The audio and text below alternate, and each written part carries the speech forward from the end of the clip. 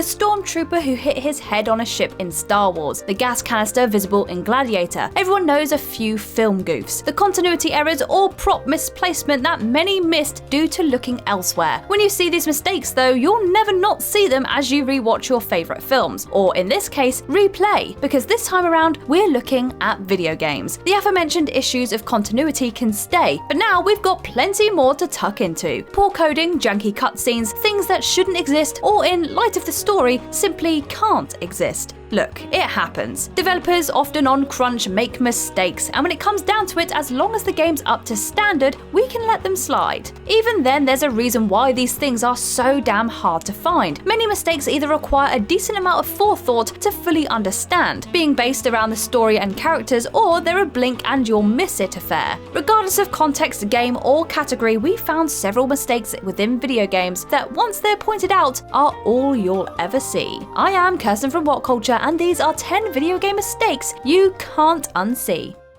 Number 10, Merry Christmas at 9 PM? Batman Arkham Origins. Batman has always been a production mistake magnet. Whether it's the lost eye makeup in Batman Returns or that stuntman who randomly falls over in The Dark Knight Rises, for some reason people just lose their editorial eye when dealing with the Caped Crusader. Batman Arkham Origins is no different. One example includes the clock tower ringing as Batman enters the Gotham City Bank. It chimes for an apparent midnight and Alfred wishes Batman a Merry Christmas. Very cute, but a bit early, as if you take a closer look at the clock, it's not actually midnight, it's 9 PM. Perhaps Alfred was in a different time zone. There's also a weird scene within the Batcave as Alfred is talking to Bruce, bringing him back down to Earth. The cape on the Batsuit is either missing or nowhere near Bruce. Then, in the next shot, it's magically on his back again. Then again, maybe it's just one of the many Batman villains messing with his reality.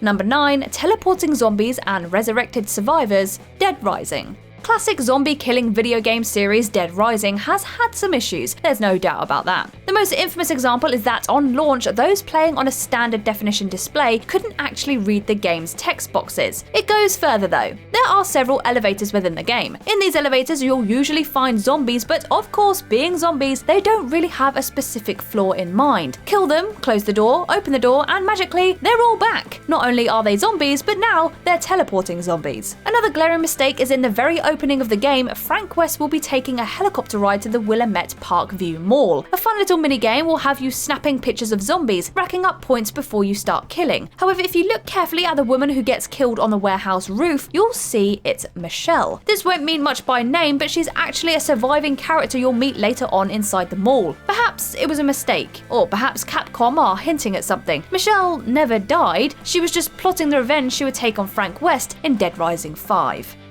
Number 8, a disappearing character, Mother 3. A bit of camera manipulation never hurt anyone. Well, unless we count Mr. Saturn's integrity, that damn liar. This error is simple and quite funny, reminding us of something similar to the performance of a play and its stage. In the Game Boy Advance game Mother 3, Mr. Saturn says to the player that he's leaving and then walks off screen. However, if the player walks up slightly, moving the camera, you can see that Mr. Saturn hasn't actually gone anywhere. He's just standing off screen, continuing to listen to the conversation. Reading up on the developer's thoughts, it's hard to tell if this was a mistake they kept in or something intentional. Game writer Shigesato Itoi said he thought it would be funny to see a character walk off screen and then just stop, standing there. Which it is, but I don't think he needed to go on record and explain it so literally.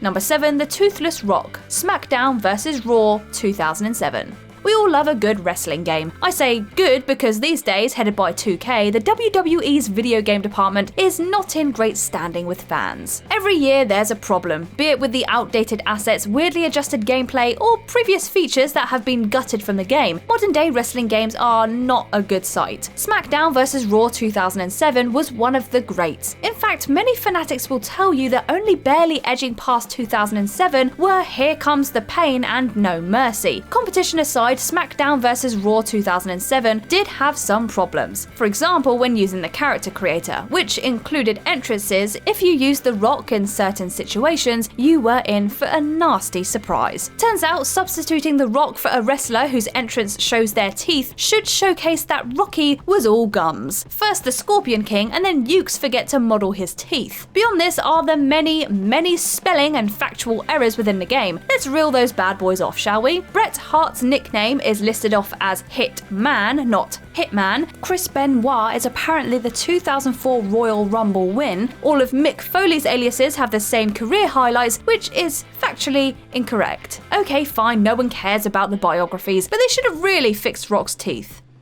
Number 6. Whiskey and Bullet Holes, Grand Theft Auto 5. There are continuity errors and then there are continuity errors, and let me tell you, Grand Theft Auto 5 has some big ones. Part of me wants to let the game off lightly. It's got a huge winding narrative that wraps around 3 unique protagonists. Then you've got all the set pieces, missions, and side characters. This is Rockstar we're talking about though. With the amount of workers crunching all round the clock, you'd imagine someone would have noticed those mistakes. Let's start with the small one. During the mission reuniting the family, Michael pours himself a glass of whiskey. Then by the time he's walked from the kitchen to the couch, his glass is practically empty. I understand he's got drinking issues, but come on. The more intricate one is within the mission cleaning out the bureau. Michael and Dave Norton arrive at a factory, later followed by Steve Haynes. Steve says hello and everyone acts like they're all good buddies. Somehow, the writers of Grand Theft Auto 5 forgot that Steve literally shot himself in the leg a few missions prior. In the grand scheme of things, it's barely been a week, but this badass is walking around like it's nothing. Number 5. Incomplete songs, Guitar Hero. Speaking of factual errors, Guitar Hero, the music simulating behemoth, misses some key areas of famous songs. Considering many buyers of the game and its expensive peripherals are going to be huge fans of the music featured, it may have bummed a few players out. Firstly, both Motorhead's Ace of Spades and Deep Purple's Smoke on the Water are missing parts of their in-game tracks. Smoke on the Water's released version features a guitar solo at the end, and Ace of Spades has a guitar-based outro. Both are missing. Secondly, they took another creative liberty with Boston's More Than a Feeling. Developers felt the song's ending was too long, simply repeating the same guitar riff. Surely that's what guitar fans are playing the game for though. Lastly, Judas Priest's You've Got Another Thing Coming is misnamed You Got Another Thing Coming. I know, the horror. I bet fans were outraged.